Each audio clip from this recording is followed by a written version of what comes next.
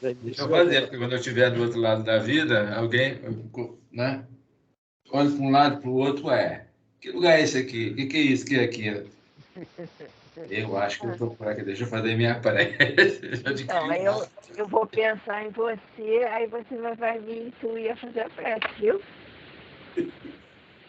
Então, abri aqui a ermo, palavra de vida eterna, nossa cruz. Epa, pesado, hein? Tá bom. Se alguém quiser vir após mim, negue a si mesmo, tome a sua cruz, siga-me. Jesus, está em Marcos 8:34. Ninguém se queixe inutilmente. A dor é processo. A perfeição é fim. Assim sendo, caminheiros da evolução ou da redenção têm cada qual a sua cruz. Esse almeja a que ele deve. E para realizar ou ressarcir, a vida pede preço. Ninguém conquista algo sem esforçar-se de algum modo. E ninguém resgata esse ou aquele débito sem sofrimento. Enquanto a criatura não adquire consciência da própria responsabilidade, movimenta-se no mundo a afeição de semi-racional, amontoando problemas sobre a própria cabeça. Entretanto, acordando para a necessidade da paz consigo mesma, descobre de imediato a cruz que lhe cabe ao próprio burilamento. Encarnados e desencarnados, jungidos à terra, vinculam-se todos ao mesmo impositivo de progresso e resgate. No círculo carnal, a cruz é a dificuldade orgânica, o degrau social, o parente infeliz.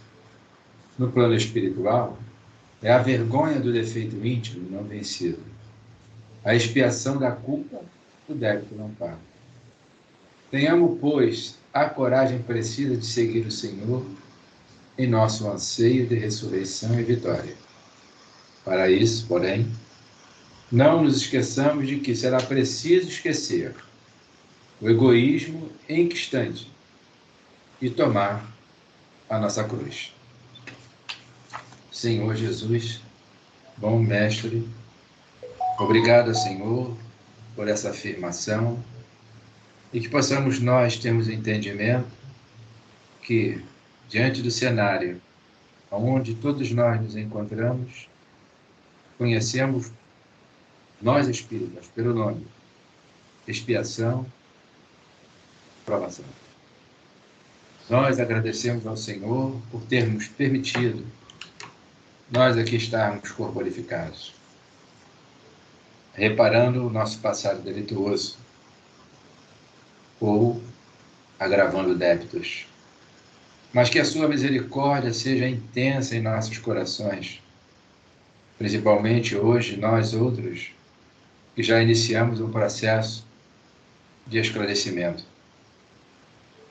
Como alma esclarecida, não podemos de maneira alguma refutar, abjurar e sermos inconsequentes. Muito obrigada, que a sua doce paz seja em nossos corações.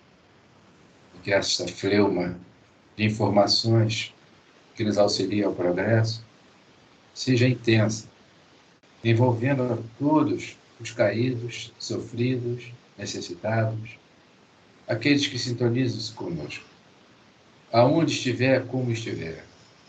Sejam os nossos amores de jornada, os que é na família, mesmo os simpáticos e os antipáticos, bem como na ambiência espiritual também.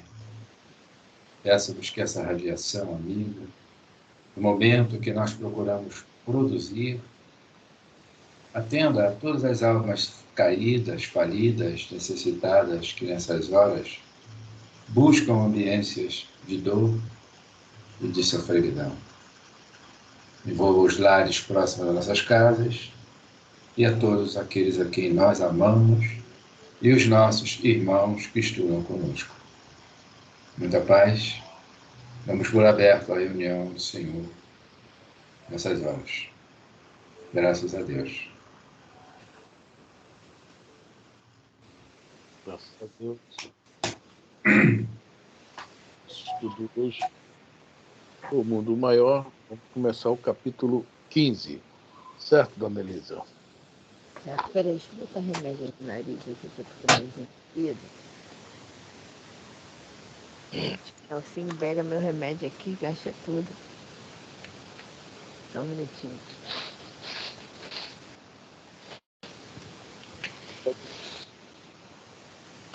Senão daqui a pouco não tem o ar para respirar.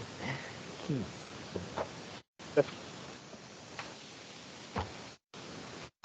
Bom. Oi? Eu não vou te emprestar, tá? Eu não vou alugar, não, tá? A gente tá no capítulo 15? Um apelo cristão? Eu tinha deixado marcado aqui. Sim, vamos começar ele hoje. Sexta-feira passada você não estava, não, né? Ah, não. Lembrei desse detalhe. E nem vi o estudo. Relapsa que eu estou essa semana. Essa semana eu tô. Fio elétrico, essas coisas já te falei. Para com isso. Essa semana eu tô meio preocupada. Vendo aí o efeito? Vamos lá. Capítulo 15, tá? Apelo. O nome é sugestivo. E vou te falar uma coisa. O assunto que está aqui nesse apelo cristão tem muito com a página que o Jorge leu agora, tá? Quem quiser seguir, né? Quem quiser vir pós mim, né? Que negue a si mesmo, tome a sua cruz e siga-me, né? É muito a ver isso. Porque aí o irmão Eusébio, né? Um espírito de alto escalão, que aparece nesse livro, aparece com ação e reação também, tá? Ele vai dar fazer uma preleção muito forte mesmo. Ali vai falar que essa preleção é pessoal de outras, né, instituições religiosas, mas no fundo é para nós também. Então, a gente colocaria aí. Tá? É um recado também. Às vezes, naquele momento nosso da crítica, né, da reprovação, isso e daquilo, nós estamos agindo igual aquele a quem nós criticamos, igual aquele a quem a gente também, né, julga. Boa noite, prima. Então, é um capítulo realmente muito legal. É um apelo cristão. E nós vamos entender. Boa noite, família. Boa noite. Boa noite.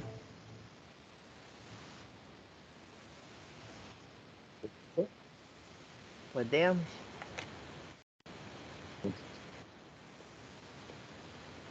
Vocês estão me ouvindo bem? Sim. Sim? Tá. Então vamos lá. É do livro No Mundo Maior, o capítulo é 15, se chama Pelo Cristão. Estavam prestes a terminar minhas possibilidades de estudo em companhia de Calderaro, quando, na véspera da prometida visita às cavernas do sofrimento, o estimado assistente me convidou a ouvir a palavra do instrutor Eusébio, que naquela noite se dirigiria a algumas centenas de companheiros católicos romanos e protestantes das igrejas reformadas, ainda em trânsito nos serviços da esfera carnal. São irmãos menos dogmáticos e mais liberais, que em momentos de sono se tornam suscetíveis de nossa influência mais direta, pelas virtudes de que são portadores, tornam-se dignos das diretrizes dos planos mais altos. Não ocultei a estranheza que me tomara de assalto ante a informação, mas Calderaro juntou sem demora. Amiga, só um minuto. É que o Afrânio quer falar, mas eu acho que o microfone dele está sem som. Eu acho que ele está picotando, sei lá. Eu já olhei para lá assim. Estão me ouvindo? Sim. Tá baixo. Me ouvindo agora? Ouvindo estamos, mas está bem baixo. Não, eu estou ouvindo bem.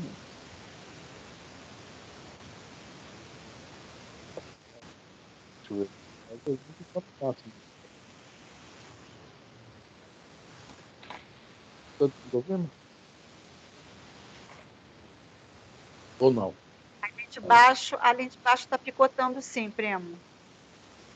É por isso que eu perguntei se todo mundo estava me ouvindo, porque eu achei que eu é que estava ruim. Entendeu? Eu estava falando, conversando até com o Jorge aí, com você mesmo. Né? Mas estava. Melhorou. Né? Tudo? Estava picotando.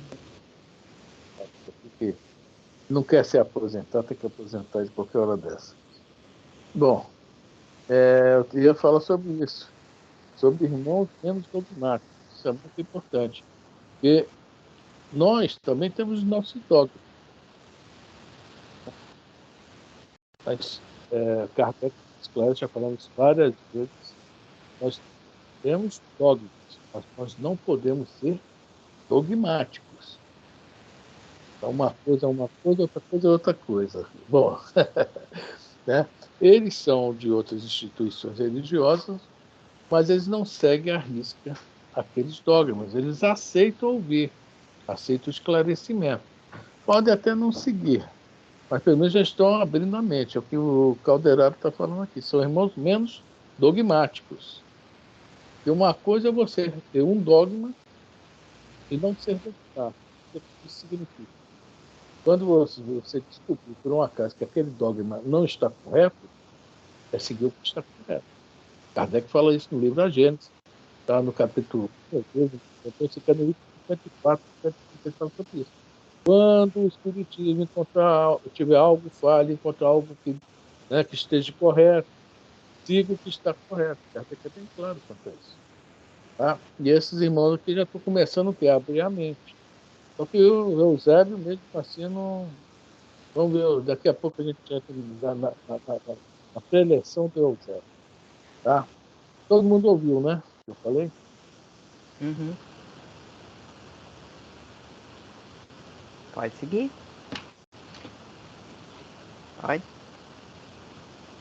Não ocultei a estranheza que me tomara de assalto ante a informação, mas Calderara juntou sem demora. Importa compreender que a proteção divina desconhece privilégio. A graça celestial é como um fruto que sempre surge na fronte do esforço terrestre. Onde houver colaboração digna do homem, aí se acha o amparo de Deus. Não é a confissão religiosa que nos interessa, e em sentido fundamental, senão a revelação de fé viva, a atitude positiva da alma na jornada de elevação. Tá mudo, Afrânio? Não mexeu nada. Estou vendo a sua boca mexendo, eu não estou ouvindo a sua voz?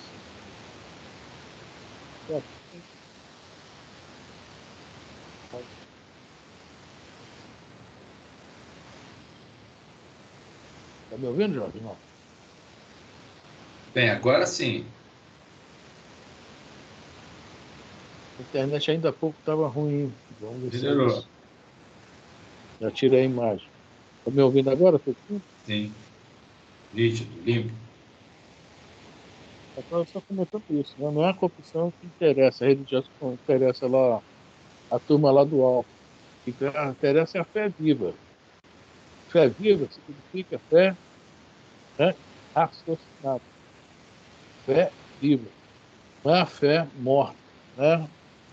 Né? É aquela fé, a fé cega, né? Faca amolada, a música do Milton Nascimento. O que interessa para isso para eles é isso. Né? A pessoa vai não ter assim, não tem religião nenhuma, né?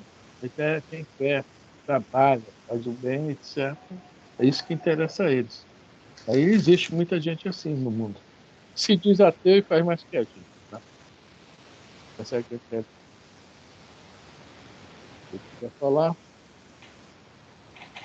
Nossa,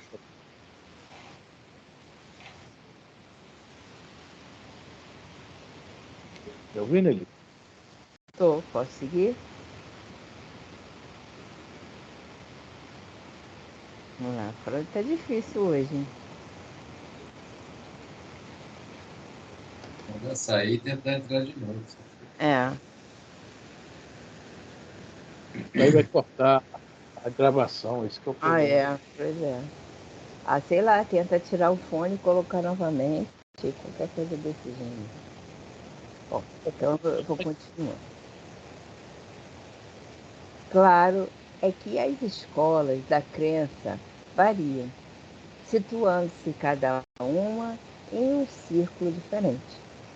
Quanto mais rudimentar é o curso de entendimento religioso, maior é a combatividade inferior, que traça fronteiras infelizes de opinião e acirra hostilidades deploráveis, como se Deus não passasse de um ditador em dificuldades para manter-se no poder. Aquela história, né? O Deus lá do meu templo é mais poderoso. Lá que está por aí. Deus, aquela igreja é fraca, é fraca. Veja bem, muito olhando. Que aquele templo é fraco, também toma de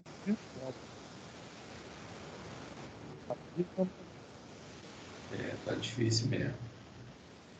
Tá ouvindo, não? Não, tá picotando. E a sua voz vai decaindo, como se fosse fechando, né, o som. É. A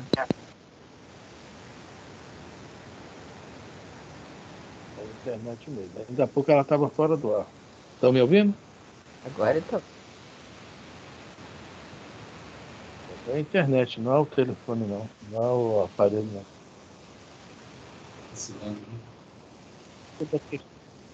Tem igreja fraca, Deus não está lá, e tem sempre fraco também, cara. Nós estamos, eu quis fazer essa analogia que nós também agimos da mesma forma, às vezes, né?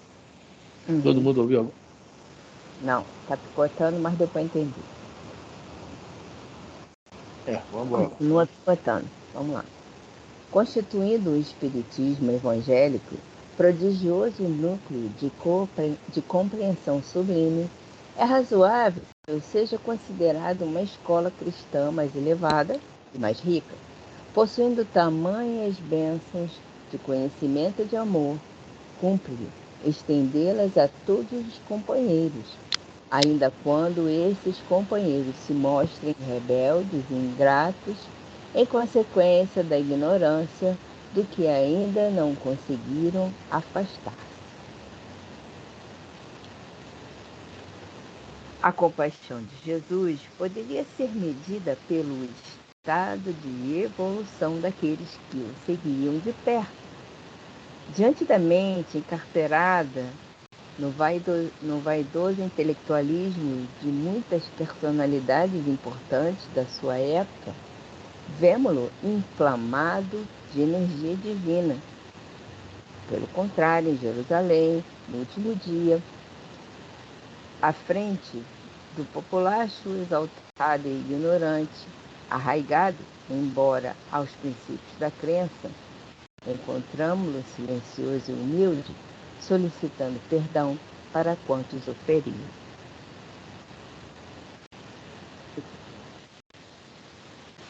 O Fran vai ter que sair e entrar de novo. Já que ele consegue falar, eu vou dar uma comentada aqui nesse parágrafo. Ele diz assim, constituindo o espiritismo evangélico, a doutrina espírita faz uma diferença muito grande em relação, né, às informações que ele coloca no núcleo católico do núcleo evangélico. Sei bem que a essência é a mesma, né, mas os homens, infelizmente, principalmente os representantes das instituições católica ou até evangélica, eles têm um ponto de vista, né, totalmente diferenciado, porque aqui nós estudamos baseando-se nas mesmas informações, mas só que mergulha mais fundo e traz as informações com relação à pluralidade da existência, né, que é a reencarnação.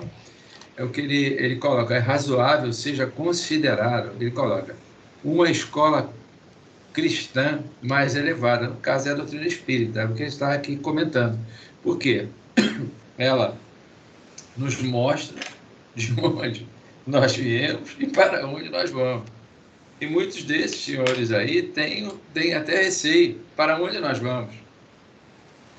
E questionam-se a morte, né? E muitos ficam, desses senhores, estarrecidos em relação a essa situação. Bem, o que ele coloca mais aqui para a gente? Ainda quando os companheiros se mostram rebeldes, nesse mesmo texto aí, desse pedacinho, nesse parágrafo, rebeldes e ingratos em consequência da ignorância, de que ainda não conseguiram afastar-se. Aí, arremata aqui, ó. A compaixão de Jesus poderia ser medida pelo estado de evolução daqueles que o seguiam de perto. Então, Jesus é altamente misericordioso, né? As pessoas mais endurecidas, ele, diante desse cenário, ele usava sempre da benevolência, da indulgência para com todos aqueles da sua época, principalmente os sectaristas, né? Que eram os seguidores do Anás, do seu outro sacerdote lá, que eram mais endurecidos. E finalizando aí, já que ele voltou, né? Ele fala dessas personalidades importantes da época dele, que era esqueci o nome daquele sacerdote lá, o Caifás. Caifás? Lembrei, Caifás. Então, tá aqui, ó. Na última época, vemos inflamar de energias divinas, né? Pelo contrário, em Jerusalém, no último dia. Porque muitos deles lá cuspiram, outros bateram, e Jesus disse, por que bate em mim? O que eu fiz, vou dizer assim, né? E esse pessoal, né, com as ideias já muito, eu vou usar a palavra engessada, né? Por ódio desses outros senhores, é que para mim a questão era política, né? De a religião influenciando. Aí criaram todo esse cisma. Se bem que nós, eu me coloco como judeu, né? Nós fomos avisados e caímos na deles por ignorância, porque é uma fé que a gente não botava para o raciocínio pleno. E como hoje em dia também, né? Muito aí a gente vê. Essas são as nossas provas e diante desse cenário aí. Pronto, Afrânia? Não sei se o som está saindo, tá saindo? Tá. Agora tá melhor. Eu acho que você saiu e voltou, ou não? Não sai não. Não? Eu tirei a capa do telefone para ver se enfiava mais o negócio no buraco ali. Mas não sai não. É o frio. Ele gosta de calor. Ele tá com artrose. Vamos lá. Tirou o casaco. Pronto. Fala, Fran. Não, continue. Eu tô só... Bom, vamos lá. Imprimindo inflexão mais carinhosa à palavra, acrescentou bondoso. Não nos esqueçamos que, acima de tudo, nos empenhamos numa obra educativa. Salvar alguém ou socorrê-lo não significa subtrair o interessado à oportunidade de luta, de alçamento ou de edificação. Constitui amparo fraternal para que desperte e se levante. Entretanto, na posse do equilíbrio que caracteriza aquele que o ajudou. O Supremo Senhor não se compraz com possuir filhos miseráveis e infelizes na criação.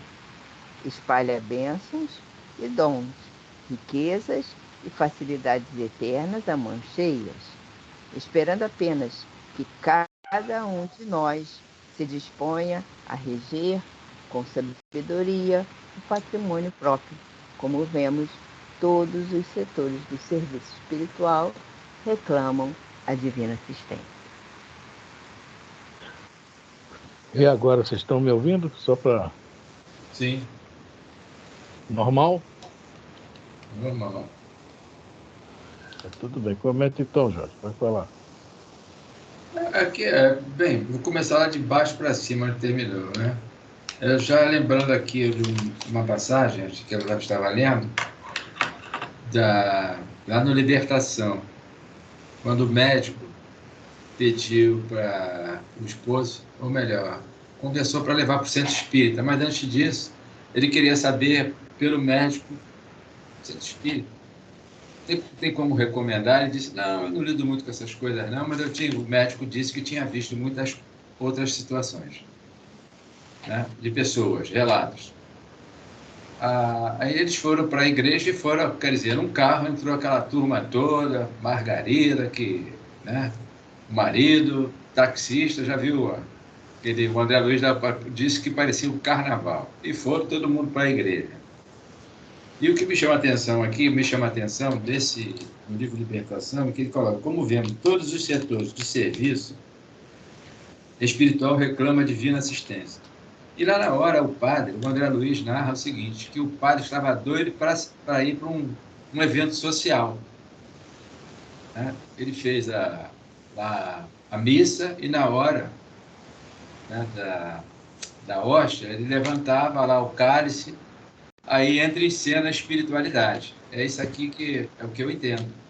Aí fica tudo iluminado. E depois, logo a seguir, a luz desaparece. Mas só uma pessoazinha que recebeu a hóstia e que desceu, passou pelo trânsito normal e as coisas ficaram bem claras, porque a criatura estava receptiva.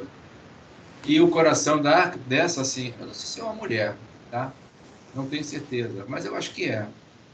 Tem bastante tempo. E isso ficou bem claro, né? Essa luz irradiando no tórax dessa senhora. Então,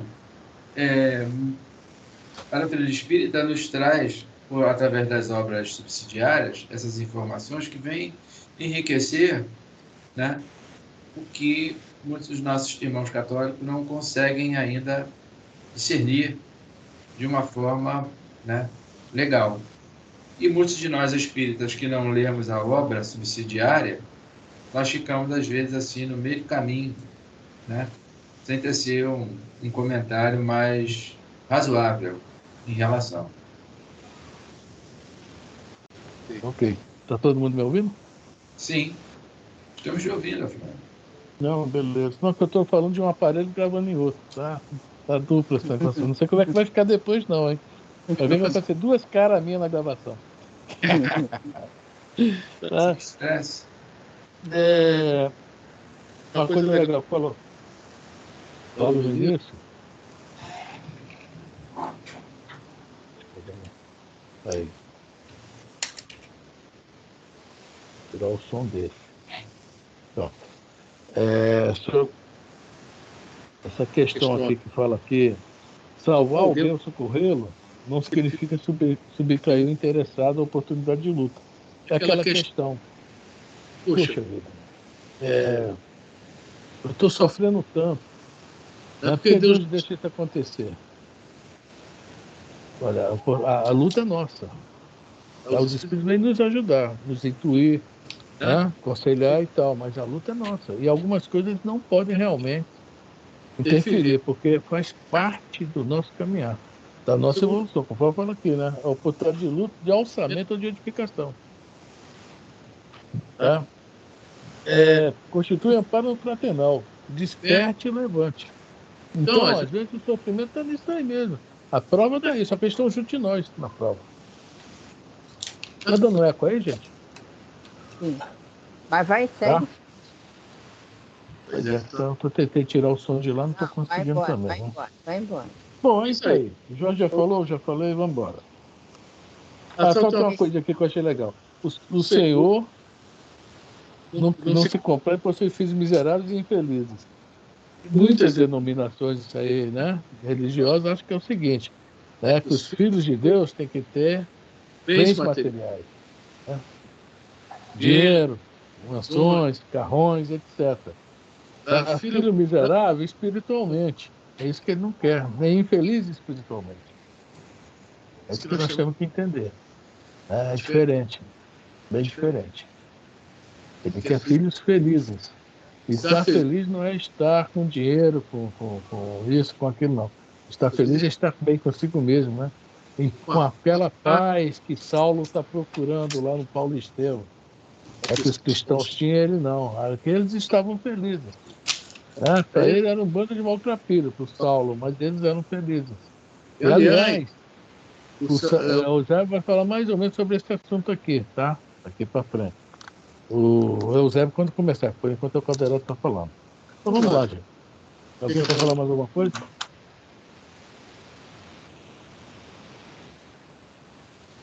Antes de mais amplas elucidações referentes ao assunto, alçamos o campo tranquilo onde um nobre emissário se fazia ouvir. De relance observei que a reunião, agora, não se assinalava por grande número de colegas encarnados que ali se contavam por poucas centenas, assistidos por quantidade considerável de cooperadores da nossa esfera de ação.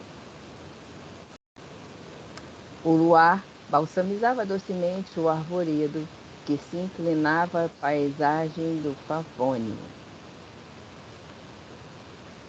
Porque Favônio é um vento suave, tá? Tá escrito aqui embaixo. Aí no seu, né? No meu não. Então, coloca aí com lápis. Eu continuo sem inventar nada aqui. Coloca aí com lápis, ó, vento suave. Imponente, pela claridade sublime que lhe aureolava a figura veneranda, Eusébio, ao que me pareceu, havia iniciado a preleção desde muito. Extasiados, os ouvintes registravam-lhe o verbo tocado de luz celestial, com pasmo indisfarçável, a lhes alterar as fisionomias. Confundidos e ajoelhados, em grande número na relva fresca, sentiam-se repentinamente transportados ao paraíso. Bom, ajoelhados, a gente pode falar o seguinte, né? Ontem eu sonhei com Jesus, né? É uma definição que geralmente eles fazem é essa, né? Sonhei com Maria, sonhei com Jesus, porque essa falta de compreensão dos espíritos superiores, né? De luz, iluminados, né? Levam sempre a pensar isso. Aquele livro que eu assisti assim mesmo do Miramês, o Papa, na época, era o Inocêncio III.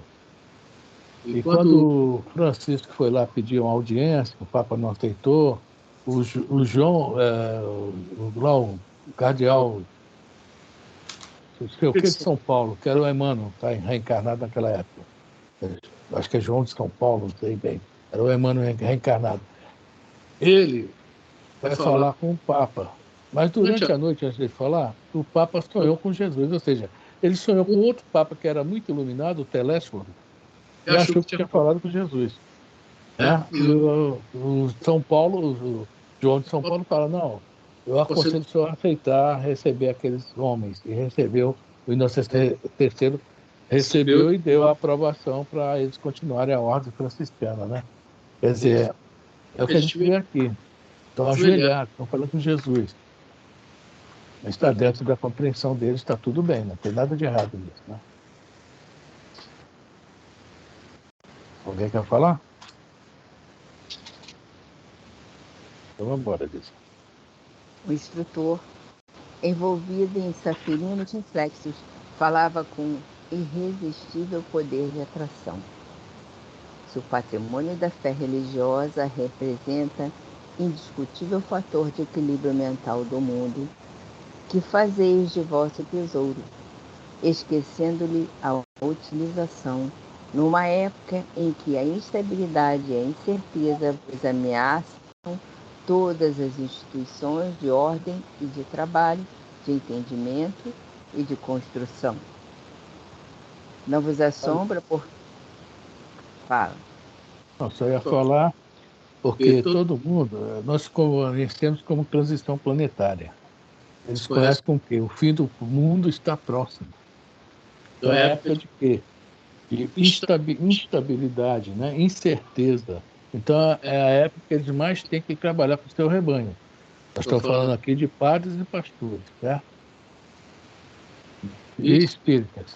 A gente pega uma carona também para nós, né? É isso aí. Alguém quer falar? Então vamos lá. Não vos assombra, porventura, acordando-vos a consciência, a borrasca renovadora que refunde princípios e nações? Supondes possível uma era de paz exterior sem a preparação interior do homem no espírito de observância e aplicação das leis divinas? Por admitir semelhante contrassenso, a máquina, filha de vossa inteligência, vos anula as possibilidades de mais alta incursão no reino do Espírito Eterno. Materialismo. Oi, fala. Aqui, como ele coloca só. Supondes possível uma era de paz exterior sem a preparação interior do homem no espírito de observância e aplicação das leis divinas? Que as pessoas, em geral, né, desejam a paz. Não é? Mas, e a paz? Né? E nós? É porque nós ainda... Meu Deus. Né? Então procura lá fora, na esquina. Fala que eu quero ir, pai. É um contrassenso enorme. Não, vamos falar da gente aqui, né? Sem China. Porque aqui nós, né, quando botamos o pé na rua, quando a gente vê uma situação que não é muito agradável, se nós não fizemos o nosso dever de casa, não foi comentado certa feita aí que a gente deixa se influenciar, se levar pelo meio, pelas conversas, aí entramos também no rol da discussão. E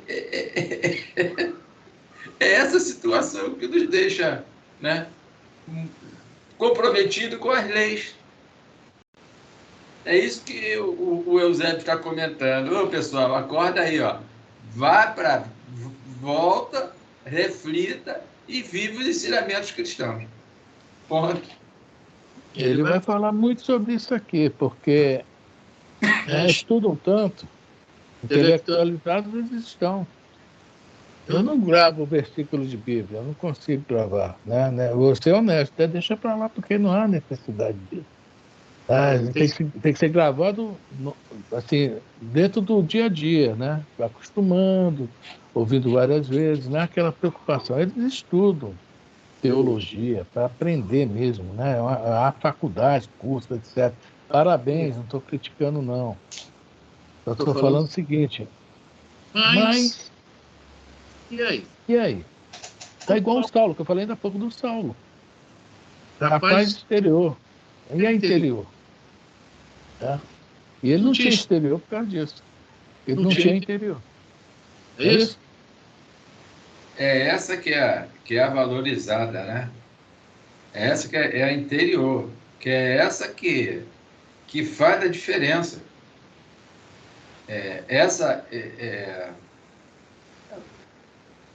Meu Deus, eu não sei se é o desenvolvimento do senso moral. É o desenvolvimento do senso moral. É por aí que é o caminho bem gradativo para fazer com que a inteligência engendre, ou melhor, o moral engendre no intelectual. E isso é um processo lento e gradativo. Nós não devemos nos iludir pensando que nós vamos conseguir as coisas imediatamente. Não vamos, não podemos ser imediatistas. Né? Exato. Infelizmente, né? Se eu errei, né? é hora de começar tudo de novo. Né? Vamos em frente. A vida que segue. Mas o importante é que a gente tenha consciência da nossa, né, realidade, né, de vida. Eu entendo assim. Bastante consciência. Ter consciência da realidade de vida e ter consciência de que tem que começar tudo de novo. Do jeito que a gente é preguiçoso, fala pra gente que tem que começar tudo de novo, que a gente já fica assim, encolhidinho num cantinho, entendeu? E assim, essa necessidade que a gente tem de batalhar por esse senso moral, isso tudo são coisas difíceis pra gente, né? Exatamente até por causa dessa nossa preguiça, né? Que tem que começar de novo. Tem que mudar tudo, tem que trocar tudo, é tipo fazer uma obra, você tem que quebrar tudo, começar tudo de novo. Então, a gente é bem preguiçosinho nesse sentido, né? Eu estava, rapidinho, lendo o item A da 919, o último parágrafo que para mim, é o cerne da questão, que ele fala dessa avaliação, que não é só a avaliação das coisas ruins, não, é das coisas boas também, que a gente tem que avaliar, né? Para a gente fortalecer esse lado aí, que é o do senso moral. Pois o processo é bem lento, não é vapt-vupt, não, como muitos pensam. É fácil a gente apresentar isso, aí vai ganhar o mundo, vai aparecer, né? Esse livro esse Diálogos e Recordações, o amigo coloca questão de, né? O Arnaldo Rocha é quem fala. Certas situações não é assim que a gente vai conseguir, não. Ele falou de Divaldo ali, no final quase do livro, de Chico Xavier e entre outros, comentando sobre essas questões. Nossa, ainda que perduram por milênios. Por milênios. Voltando a esse assunto aí Elisa comentou sobre a questão de ter que fazer uma obra, demolir tudo, construir de novo, né? E aí vem aqui na nossa cabeça o seguinte, que a gente fala muito de transição planetária, e aqui um pouquinho antes falou, né, nessa época de estabilidade e incerteza. Nessa transição planetária, para que a gente vai começa a entender, né, é justamente como tem que começar em nós, né? A paz que nós queremos realmente é se não começar em nós. Então, essa transição planetária, realmente, ela vai trabalhar muito de nós. Nós temos que mudar muito. Né? Porque melhor o homem, o mundo melhorará, é isso? Então, está dentro de nós. Poxa vida, é uma coisa mesmo complicada. É obra para muitos e muitos anos mesmo, né? Para muita obra mesmo, né? Muita dificuldade. Tem rio subterrâneo para a gente desviar, tá? Tem problemas tem problema no alto não pode ser muito alto por causa do avião que tem um aeroporto perto. Olha só, tem lamaçal no meio do terreno que tem que fazer um bom batistaca para fazer a base, sedimentar uma boa base. Olha só como é que é aí. Fala aí. Você pensa assim, estou fazendo uma obra, vou trocar os azulejos. Mas se você não fizer uma base decente, aqueles azulejos vai acontecer o que com eles com o tempo? Eles vão soltar. É o que acontece com a gente. Se a gente não refizer uma base boa, moralmente falando, buscando modificar esses defeitinhos que a gente acha que são normais, entre aspas, né? Os nossos azulejos vão começar a soltar, como tem soltado durante séculos e séculos aí, que a gente põe ele solta, a gente põe ele solta. A gente reencarna, não, eu vou ser bonzinho, vou ser bonzinho. Aí o azulejo, paf, cai. E a gente aparece lá, ó. Estufa, né? Estufa e plum. Ainda dá um susto, imagina. Aí aparece lá aquele bolso mal feito da gente novamente, entendeu? Então a gente vem nisso aí, ó, há quantos séculos? Não uso argamassa direitinho, dá disso. Consuelo e prima, não falam nada?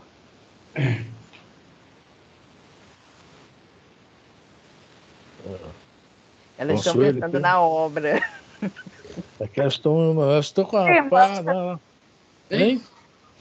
Eu acho que já foi dito tudo que era para ser dito.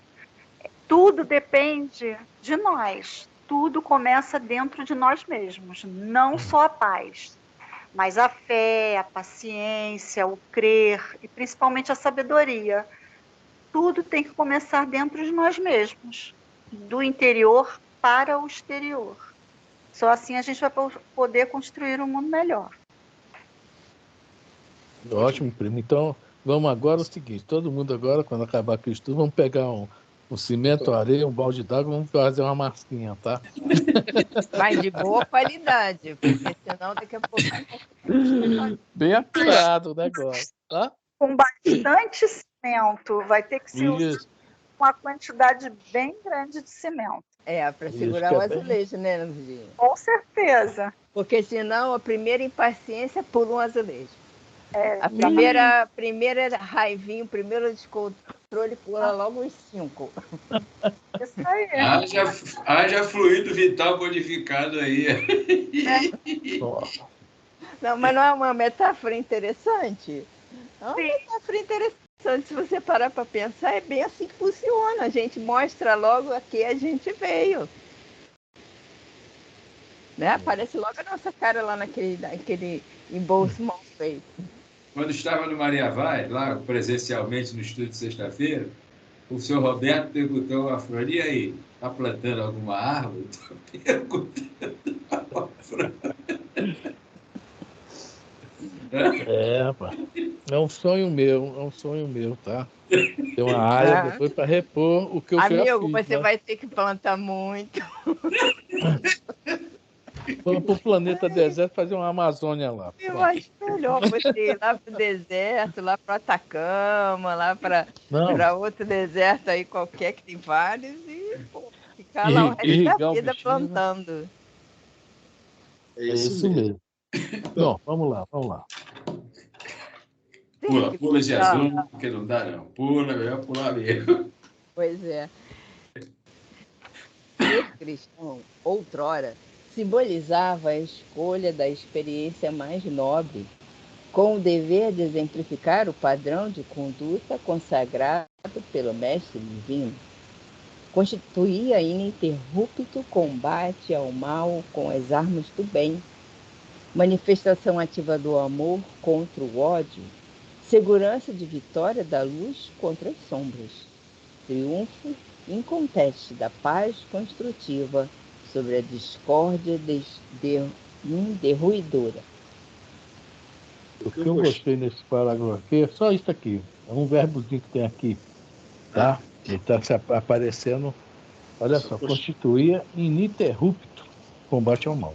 Ou seja, ininterrupto. Não tem tempo ruim, não tem, tá o tempo todo.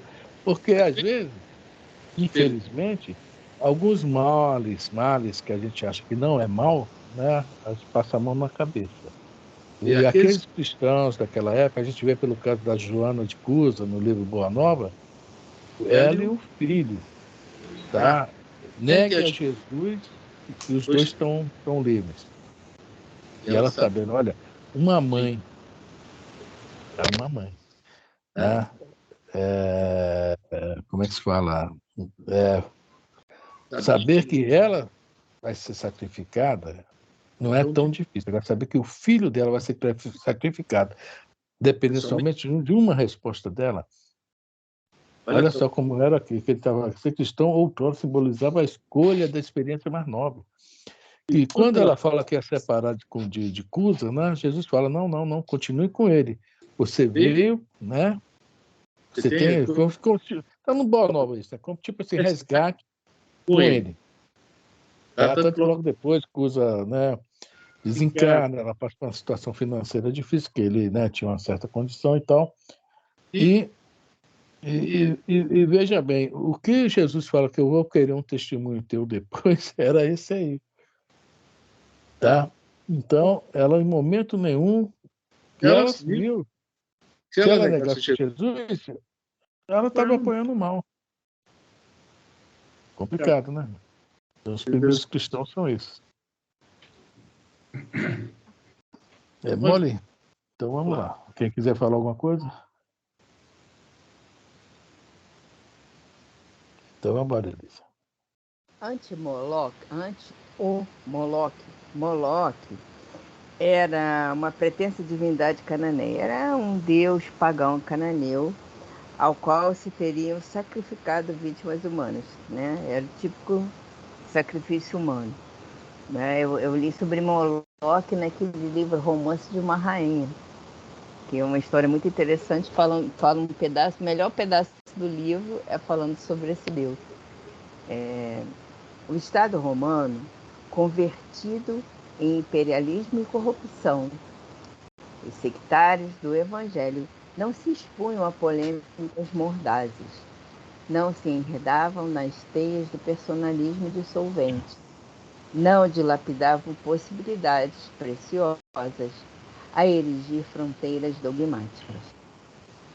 Meu centro é melhor que o teu. Eu não vou naquele centro que é fraco. Essas polêmicas. Minha igreja é melhor que a tua. Tá por aí, né? E o pau come, né, gente? Vamos embora. Entreamavam-se em nome do Senhor e ofereciam a própria vida em penhor de gratidão àquele que não trepidara em seguir para a cruz por amor a todos nós. Erguiam os seus mais sublimes santuários na comunhão com os princípios santificantes que os identificavam com o Salvador do mundo. Sabiam perder vantagens transitórias para conquistar os imperecíveis tesouros celestiais. Sacrificavam-se uns pelos outros na viva demonstração do devotamento fraternal. Repartiam os sofrimentos e multiplicavam os júbilos entre si. Morriam em testemunhos angustiosos para alcançar a vida eterna. Guerreavam os desequilíbrios de sua época e de seus contemporâneos, não a golpes de maldição, nem a fio de espada, mas pela prática da renunciação, submetendo-se a disciplinas cruéis e revelando nas palavras, nos pensamentos e nos atos a mensagem sublime do Mestre que lhes renovara os corações. Aí nós temos uma definição, ou seja, a definição perfeita do ser cristão. Lógico que mudaram os tempos, mas digamos que os sacrifícios, as renúncias, né, os pensamentos continuam. Né? Pode falar, João. Pelo seguinte, porque a grande maioria, né, era levado para os circos, né? Já lembrando aqui da Lívia, você falou da dona esposa do intendente lá. Então, quantos deles... Joana. A Joana de Anjos.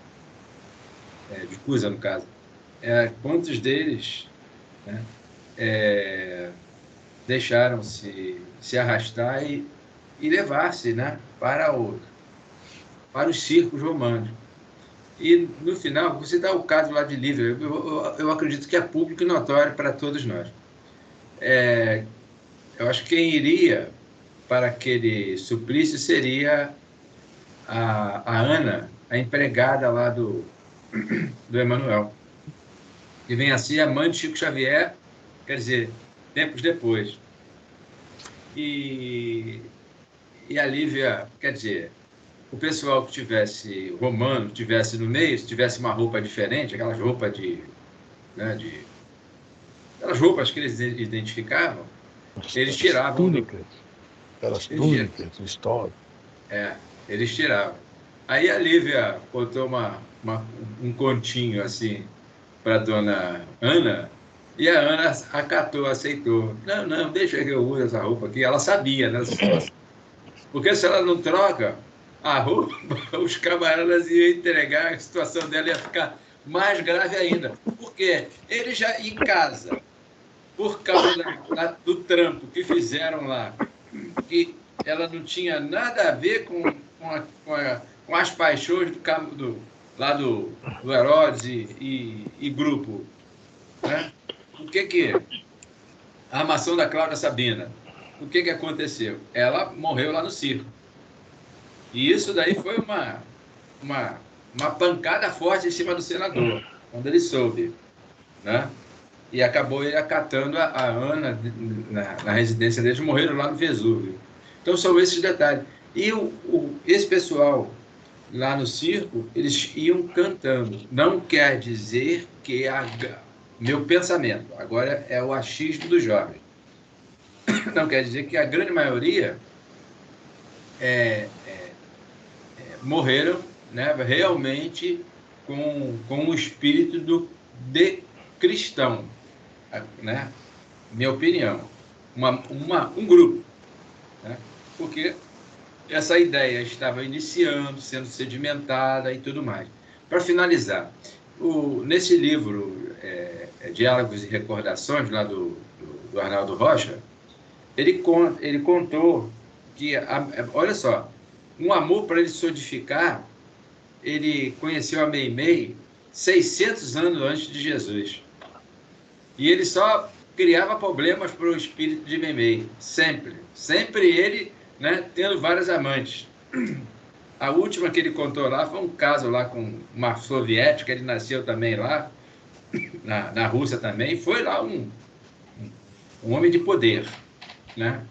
Aí veio parar aqui no Brasil e conheceu a Meimei. Foi aqui no Brasil que ele realmente, narrando o quadro, a história toda, que ele se sensibilizou. Ou seja, já estava mais maduro, é o senso moral. Olha só, Jesus, ele para trás 600 anos, ou 600, 800, uma coisa assim, 600, com mais 2.600, quase 3.000 anos, para começar a desenvolver o senso moral. Olha aí quanto chão. Se hoje nós estamos suscetíveis a compreender, né, a doutrina espírita, olha quanto tempo a gente levou aí tomando pancada na vida, né? É assim, eu estou falando o que eu aprendi, né? Se eu estiver errado, me ajude aí, por favor. Isso mesmo. Aquele livro, 50 anos depois, mostra o Ciro, que é o filho do Nestor, que é o Emmanuel, né? Ciro era expiação, ele não era cristão realmente. Ele tinha um senso intelectual também, ainda bem, não muito desenvolvido, quer dizer, era fácil ser massificado, digamos assim, né? Era fácil ser dirigido. Ele foi massificado na ideia cristã, estou falando de palavras de hoje, tá? Influenciado, né? Mas ele não era realmente cristão, não. Ele foi mais na ignorância. Está lá no livro, né? 50 anos depois. Depois o Emmanuel confirma, era expiação. Né? O empresário, aquele da fazenda lá que o Chico trabalhava, ele foi o senador Públio, quer dizer, não sei o que, Crasso, uma coisa assim.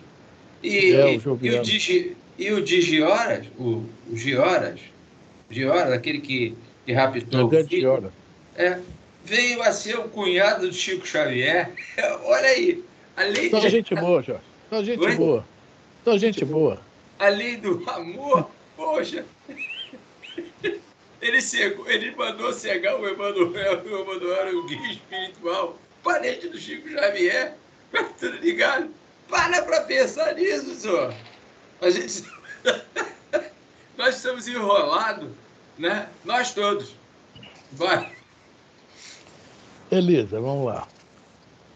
Vamos lá. Esse livro aí dá conversa de dias, tá? Esse livro aí.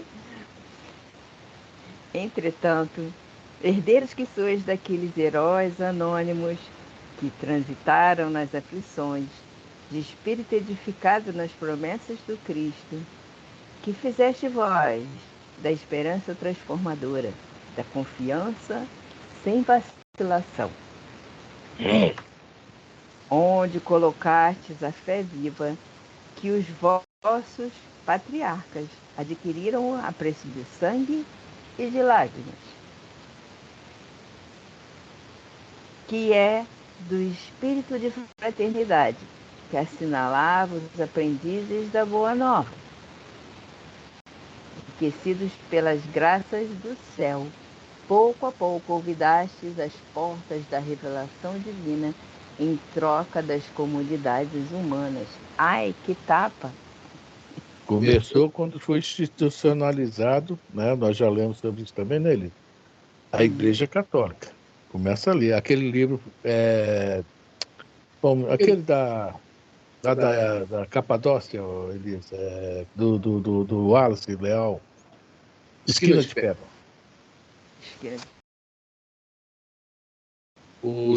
Digamos, a mediunidade, né, a profecia do cristianismo, e passaram a botar, né, virou uma instituição, né, uma SA, uma limitada, seja lá como for. Ali começa isso aí, né? Pouco a pouco foram esquecendo o verdadeiro espírito cristão. E o cristianismo é cheio de fatos mediúnicos.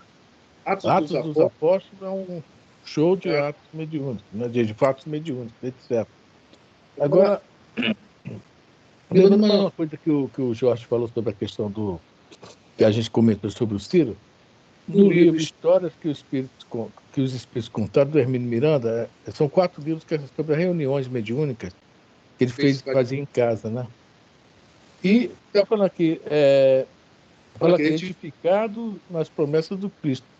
Aqueles 70 que Jesus mandou, né, sair pregando, muitos deles também, olha só, daqueles 70, mas Jesus já sabia, Jesus, é lógico, né, constituiu uma equipe e mandou ir pregar. Onde ele fala, onde chegar, que não for bem atendido, sacode a sua poeira dos pés, etc., não responde nada e tal. 2 deles, nós estamos falando de coisas de 2.000 anos atrás.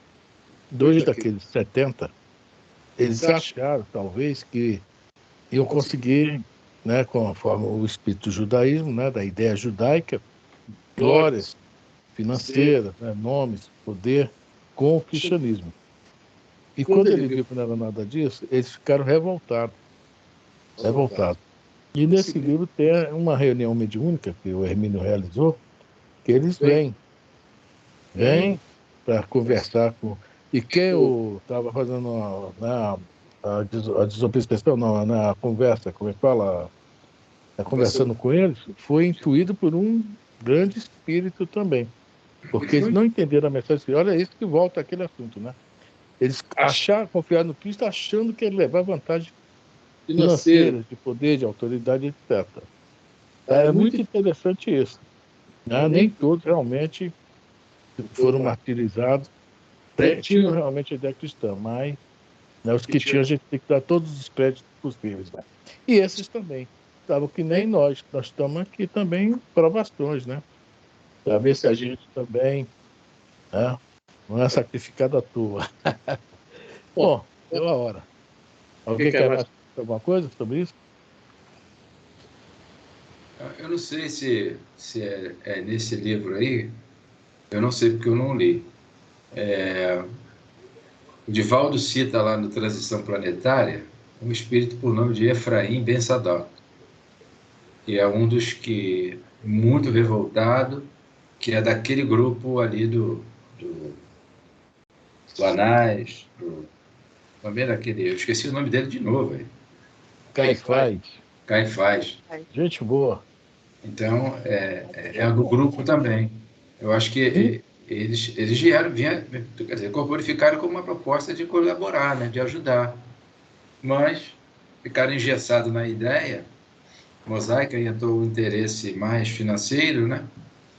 E político também, devido ao poder, devido ao problema Roma, o problema do imposto, muito agarrado, preso a isso, e gerou esse desequilíbrio todo.